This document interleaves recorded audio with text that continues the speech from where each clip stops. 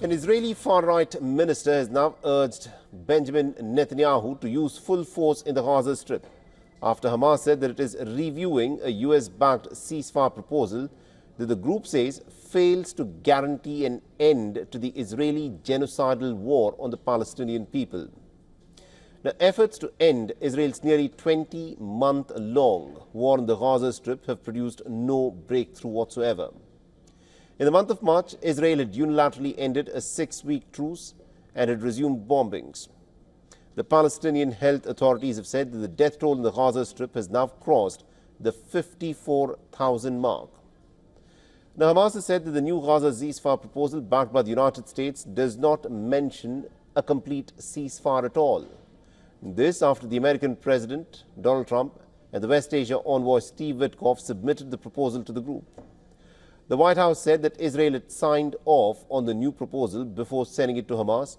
It also added the discussions are still ongoing with Hamas. However, what is interesting is that Israel has not confirmed at all that it has approved this new proposal by the Americans.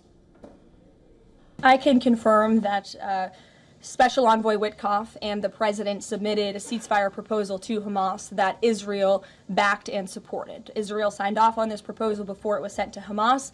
I can also confirm that those discussions are continuing, and we hope that a ceasefire in Gaza will take place so we can return all of the hostages home, and that's been a priority from this administration from the beginning.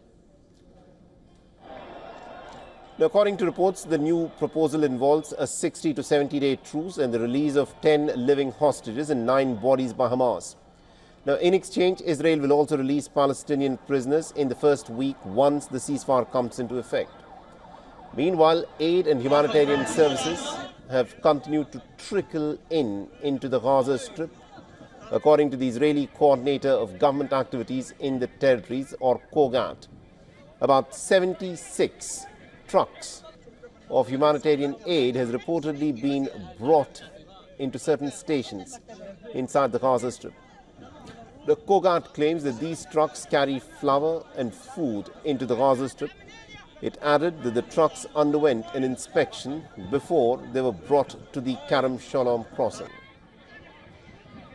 President Donald Trump's Mideast envoy, Steve Witkoff, says he is optimistic about Gaza ceasefire prospects. Witkoff says he is working on a new proposal that he will give to Israel and Hamas, and he has a good feeling that it will be acceptable to the warring sides.